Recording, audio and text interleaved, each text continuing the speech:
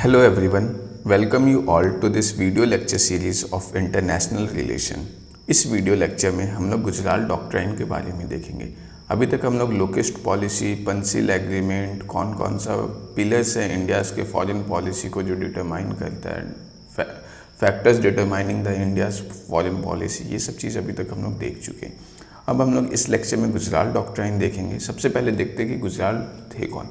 ये आई के गुजराल का पिक्चर है। ओके, आई के गुजराल का जो कैरियर है वो एज अ जर्नलिस्ट स्टार्ट होता है। वो स्टार्टिंग में जर्नलिस्ट थे, बाद में वो रशिया जाते हैं एज अ एम्बेसडर 1980s में। फिर वो फॉरेन मिनिस्टर भी बनते हैं इंडिया के 1996 से 1998 के बीच में।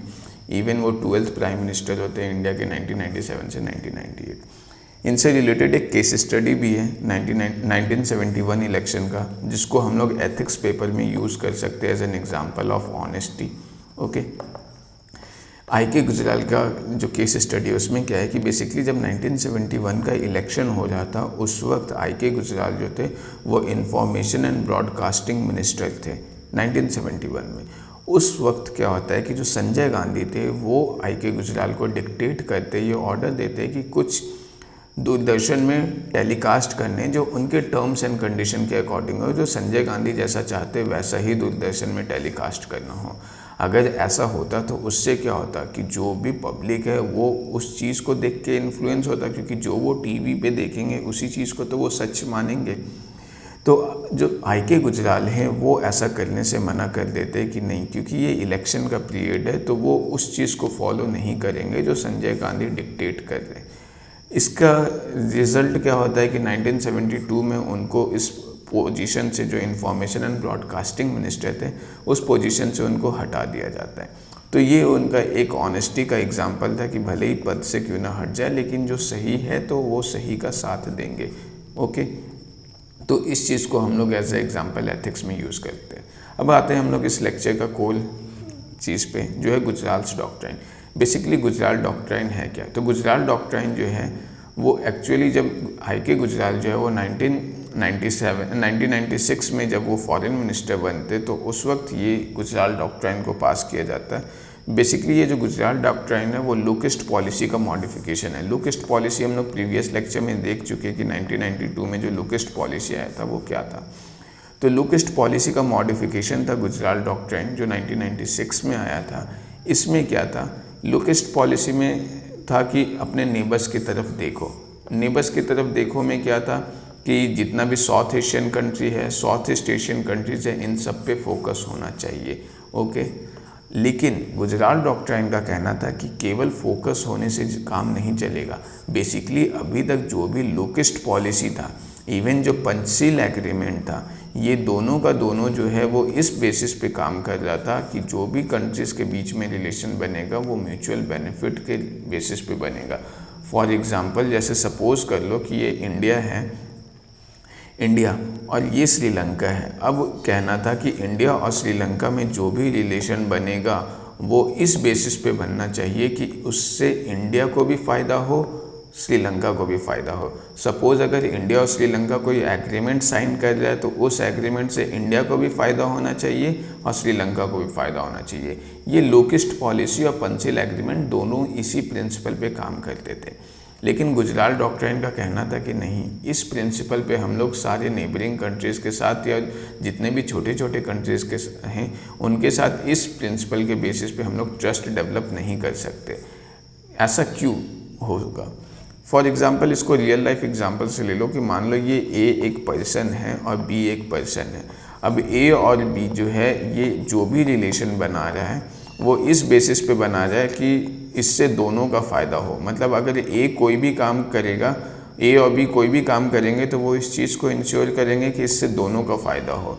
अब इसमें दिक्कत क्या आता है कि सपोज़ कर लो बी जो है वो ए के लिए कोई भी काम किया तो उसमें ए को पता है कि ये मेरे लिए नहीं किया, ये तो इसलिए किया क्योंकि इसमें बी का खुद का बेनिफिट है। सेम केस ए के साथ है कि मान लो ए जो है वो बी के लिए कोई काम करता है तो बी को ये पता होता है कि नहीं, बी जो है मतलब ए जो है वो बी का के लिए काम इसलिए नहीं किया क्योंकि उसमें बी का बेनिफिट है, वो तो इसलिए कर रहा है क्योंकि उसमें ए का भी बेनिफिट है। तो इससे क्या होगा कि ए और बी में कभी भी ए और बी का जो फ्रेंडशिप है इसमें कभी भी एक ट्रस्ट डेवलप नहीं हो पाएगा। ओके, ये ट्रस्ट हमेशा मिसिंग रहेगा। तो आई.के. गुजराल जो है वो इसी चीज़ को नोटिस करते हैं कि जब इंडिया जो है ये क्योंकि अपने नेबरिंग कंट्रीज़ के कंपेयर में काफ़ी ज़्यादा पावरफुल था, तो इसलिए जब इंडिया अपने नेबरिंग कंट्रीज़ के साथ रिलेशन बना रहा है और वो इस प्रिंसिपल पे बनाए कि नहीं जो भी हो वो प्रिंसिपल ऑफ म्यूचुअल ट्रस्ट पे होना चाहिए, तो उसमें क्या होगा कि इंडिया अपने नेबरिंग कंट्रीज़ के साथ कभी भी एक ट्रस्ट डेवलप नहीं कर पाएगा। ओके, तो यही आई.के. गुजराल का कहना था कि अगर इंडिया को अपने नेबरिंग कंट्रीज़ के साथ ट्रस्ट डेवलप करना है तो जो प्रिंसिपल ऑफ म्यूचुअल बेनिफिट है उस पर हम लोग को काम नहीं करना पड़ेगा। इसके बजाय किस प्रिंसिपल पे काम करना पड़ेगा, तो ये जो है ये प्रिंसिपल ऑफ नॉन म्यूचुअलिटी, इस प्रिंसिपल पे काम करना पड़ेगा कि जिसमें दोनों का फ़ायदा नहीं हो। कभी कभी इंडिया को ऐसा काम भी करना पड़ेगा जिससे केवल और केवल सामने वाली कंट्रीज़ को फ़ायदा हो, मतलब यूनिलेटरल कंसेशन देना, सामने वाले कंट्री को केवल कंसेशन देना, केवल उन लोग के ही बेनिफिट में सोचना। इसी को हम लोग क्या बोलते हैं, प्रिंसिपल ऑफ यूनिलेटरल कंसेशन भी बोलते हैं या प्रिंसिपल ऑफ नॉन म्यूचुअलिटी बोलते हैं। ओके, तो ये ध्यान में रखना है कि जब भी प्रिंसिपल ऑफ म्यूचुअल बेनिफिट पे इंडिया काम करेगा तो उससे एक डाउट क्रिएट होगा, और ये अक्सर हो रहा था लोकेस्ट पॉलिसी में और पंचशील एग्रीमेंट में।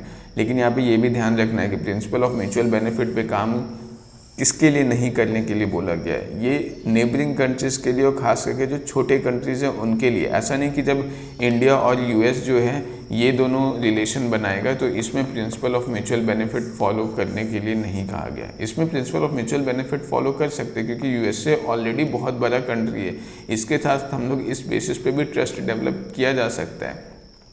ओके, यूनिलैटरल कंसेशन भी किया जा सकता है, लेकिन यहाँ पे ये वर्क करेगा।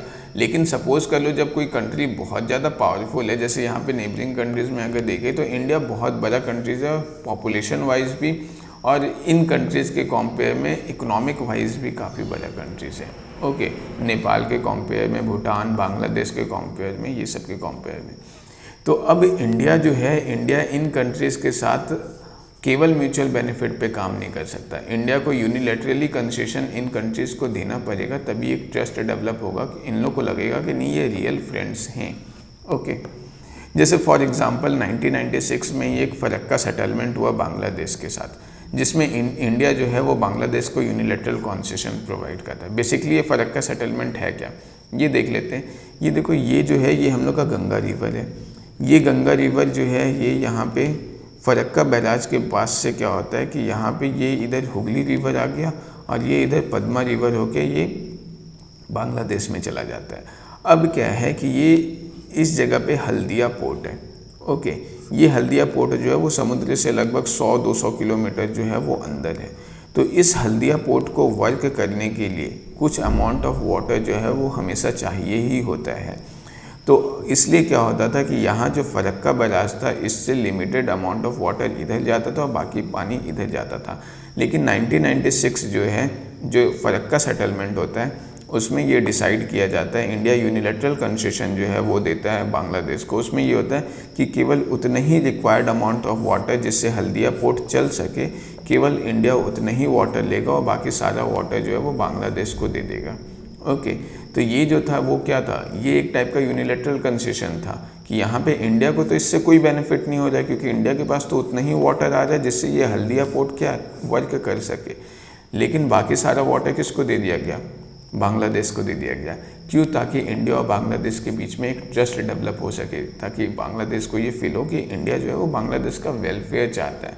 सेम केस जो है वो यहाँ पे होता है कि इंडिया जो है वो डिसाइड करता है कि जितना भी रॉ ऑपरेशन है, रॉ जो है वो बेसिकली रिसर्च एनालिसिस विंग है, ये जो है ये रिसर्च करता है किसी भी कंट्री में। जैसे अगर सपोज कर लो पाकिस्तान में रॉ है तो यहाँ पे क्या होगा कि वो रॉ एजेंट्स जो है वो रिसर्च करते हैं, एनालाइज करते हैं कि इंडिया और पाकिस्तान का रिलेशन किस तरीके से चल रहा है, क्या पॉसिबिलिटीज़ है। इसको कुछ लोग जो है वो जासूस की नज़र से भी देखते हैं, इसीलिए बहुत सारे कंट्रीज रॉ एजेंट्स को हेट भी करते हैं। अब क्या है कि इंडिया ये डिसाइड किया कि पाकिस्तान से जितना भी रॉ ऑपरेशन है या जितना भी रॉ एजेंट्स है वो सबको वापस बुला लिया जाएगा और जो रॉ ऑपरेशन है उसको बंद कर लिया जाएगा, मतलब पाकिस्तान से। तो ये जो था ये किस लिए किया गया, ये इसलिए किया गया ताकि पाकिस्तान के साथ एक ट्रस्ट डेवलप हो सके। ओके, हालांकि ये बाद में इतना फ़ायदेमंद नहीं हुआ, क्योंकि बाद में फिर हम लोग देखते ही ये कारगिल वॉर हो रहा है और भी बहुत सारा इन्फिल्ट्रेशन होता है। ओके, अभी रिसेंट एक और एग्जांपल है, ये करंट अफेयर का है, जो इंडिया जो है बांग्लादेश के साथ यूनिलैटरल कंसेशन करता है। यह है इंडिया बांग्लादेश फ्रेंडशिप पाइपलाइन। इसमें बेसिकली क्या है कि इंडिया जो है ये नुमालीगढ़ रिफाइनरी जो है इस जगह पे डीजल को रिफाइन करता है और ये डीजल जो है फिर बाद में एक्सपोर्ट करता है ये बांग्लादेश को। ओके, तो अभी इंडिया क्या किया कि एक पाइपलाइन बनाया नुमालीगढ़ से लेकर के दिंजापुर तक। ये ध्यान में रखना है कि जो इंडिया में ये पाइपलाइन है ये केवल 5 किलोमीटर है और बांग्लादेश में ये पाइपलाइन जो है वो लगभग 126 किलोमीटर है। तो इंडिया से बांग्लादेश ये पाइपलाइन बना जाए, पाइपलाइन के थ्रू डीजल किसको चाहिए, बांग्लादेश को, लेकिन पाइपलाइन कौन बना जाए, इंडिया बना जाए। और बस इंडिया बना ही नहीं रहा है, ये पूरे पाइपलाइन का जो कॉस्ट है वो पूरा इंडिया उठा रहा है। तो ये क्या है, ये एक टाइप का यूनिलैटरल कंसेशन है बांग्लादेश को। ओके, तो इस तरीके से क्या है कि इंडिया जो है वो काफ़ी कंट्रीज़ के साथ यूनिलैटरल कंसेशन करने का कोशिश करता है गुजराल डॉक्ट्राइन के बाद में, और उसका मेन ऑब्जेक्टिव क्या होता है, simple to create trust create किया जा सके, एक स्ट्रॉन्ग इकोनॉमिक रिलेशन बनाया सके, स्ट्रैटेजिक रिलेशनशिप बनाया जा सके, ताकि कल को वॉर में कोई सामने वाला कंट्री के साथ ट्रस्ट होगा तभी तो वो सपोर्ट करेगा। ओके, इवन ये जो है गुजराल डॉक्ट्राइन का ये इसलिए भी इस प्रिंसिपल को इम्प्लीमेंट किया गया ताकि चाइना का जो इन्फ्लुएंस है उसको इस रीजन में काउंटर किया जा सके, खास करके साउथ एशियन रीजन और साउथ ईस्ट एशियन रीजन में। जैसे सपोज इंडिया को म्यांमार के साथ रिलेशन बनाना है, जब तक ये ट्रस्ट वाला रिलेशन नहीं होगा तब तक इंडिया चाइना को कैसे काउंटर करेगा। ओके, सेम केस बांग्लादेश के साथ है, सेम भूटान नेपाल के साथ है। इसलिए हम लोग देखते हैं कि जब 2015 में नेपाल में अर्थक्वेक आया था तो इंडिया जो है वो 1500 करोड़ जो है वो नेपाल को दिया। इससे इंडिया का तो कोई बेनिफिट नहीं है। क्यों दिया, ताकि एक ट्रस्ट डेवलप हो सके कि हाँ, अगर नेपाल को जब प्रॉब्लम आ रहा है, नेपाल को जब दिक्कत हो जाए तो इंडिया है खड़ा सपोर्ट करने के लिए। तो ये जो है ये प्रिंसिपल ऑफ म्यूचुअल बेनिफिट है, प्रिंसिपल ऑफ नॉन म्यूचुअलिटी है, जिस पे गुजराल डॉक्ट्राइन का कहना था कि जितना भी फॉरेन रिलेशन है वो इसी चीज़ पे काम करना चाहिए। ओके, और इससे क्या होगा, जब ट्रस्ट डेवलप होगा तो दोनों कंट्रीज़ के बीच में ट्रेड और कॉमर्स भी डेवलप होगा। अपने आप जो वेस्टर्न कंट्रीज़ पे इंडिया का जो डिपेंडेंसी था ट्रेड और कॉमर्स के लिए वो घटेगा और ये जो नेबरिंग कंट्रीज़ है उनके साथ बढ़ेगा, south Asian countries, south east Asian countries के साथ बढ़ेगा। तो देखो मेनली जो गुजराल डॉक्ट्राइन है इसका जो कोर क्रक्स है वो तो हम लोग समझ गए, जो क्या बोलता है कि प्रिंसिपल ऑफ नॉन म्यूचुअलिटी पे काम करने। ओके, ताकि ट्रस्ट डेवलप हो सके। बाकी और भी कुछ कुछ पॉइंट्स है, लेकिन सबसे ज़्यादा इम्पॉर्टेंट पॉइंट यही था गुजराल डॉक्ट्राइन का। ओके, और क्या है गुजराल डॉक्ट्राइन में, गुजराल डॉक्ट्राइन में ये भी डिक्टेट किया गया है कि जितने भी साउथ एशियन कंट्रीज़ हैं और साउथ ईस्ट एशियन कंट्रीज़ हैं वो सारे कंट्रीज़ को किसी भी थर्ड कंट्री को अपना रिसोर्स यूज़ करने के लिए अलाउ नहीं करना चाहिए। ओके, ताकि कलेक्टिव सिक्योरिटी बना रहे। फिर एक और पॉइंट ये है कि कोई भी दो कंट्री के बीच में किसी भी कंट्री का जो इंटरनल मैटर्स है उसमें कोई भी दूसरा कंट्री इंटरफेयर नहीं करेगा। ये तो हम लोग पंचशील एग्रीमेंट में भी देखते आ रहे हैं। ओके, क्योंकि पंचशील एग्रीमेंट में भी तो यही था कि नॉन इंटरफेरेंस। ओके, उसके बाद फोर्थ पॉइंट क्या है गुजराल डॉक्ट्राइन का, कि जो भी साउथ एशियन कंट्रीज और साउथ ईस्ट एशियन कंट्रीज़ हैं उन सब के बीच में जितना भी डिस्प्यूट्स होगा वो सबको वो डायलॉग के थ्रू रिजॉल्व करेंगे, डिस्कशन के थ्रू रिजॉल्व करेंगे। और ये भी चीज़ जो है ये भी हम लोग देख चुके हैं कि ये भी पंचशील एग्रीमेंट में इस चीज़ को ऑलरेडी मेंशन किया जा चुका है। फिर फिफ्थ पॉइंट क्या है कि जितना भी रीजनल डिस्प्यूट्स है किसी भी रीजन में वो पीसफुल मैनर में रिजॉल्व करना चाहिए। सेम पॉइंट है। तो मेन जो गुजराल डॉक्ट्राइन का जो सबसे इम्पोर्टेंट क्रक्स था वो यही था कि India should provide some benefits to its neighbouring countries with good intention on the principle of non mutuality, कि प्रिंसिपल ऑफ नॉन म्यूचुअलिटी पे रिलेशन बनाने ताकि ट्रस्ट डेवलप हो सके।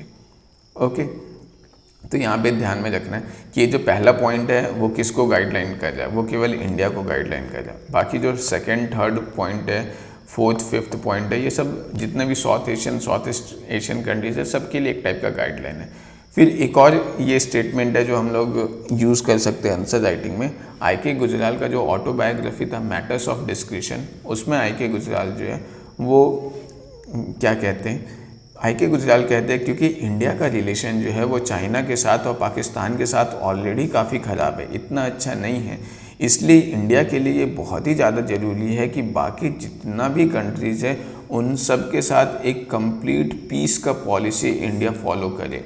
मतलब India should adopt the policy of complete peace with all the neighbouring countries, क्योंकि जब already India का दुश्मन जो है वो, मतलब दुश्मन तो नहीं बोल सकते बट इंडिया का रिलेशन पाकिस्तान के साथ काफ़ी ख़राब है, चाइना के साथ काफ़ी ख़राब है, तो इंडिया को और अफोर्ड नहीं करना चाहिए कि इंडिया नेपाल के साथ भी रिलेशन ख़राब करे या भूटान, बांग्लादेश या बाकी नेबरिंग कंट्रीज़ के साथ ख़राब करे। ओके, तो इंडिया को कोशिश ये करना चाहिए कि जितने भी नेबरिंग कंट्रीज़ हैं उन सब के साथ इंडिया का जो रिलेशन है वो काफ़ी पीसफुल हो, काफ़ी स्टेबल हो। इवन इंडिया को ये भी कोशिश करना चाहिए कि चाइना पाकिस्तान के साथ भी रिलेशन पीसफुल हो, क्योंकि जितना ज़्यादा रिलेशन पीसफुल होगा बॉर्डर पे उतना ही ज़्यादा कम खर्च आएगा, इंडिया का डिफेंस एक्सपेंडिचर काफ़ी कम होगा।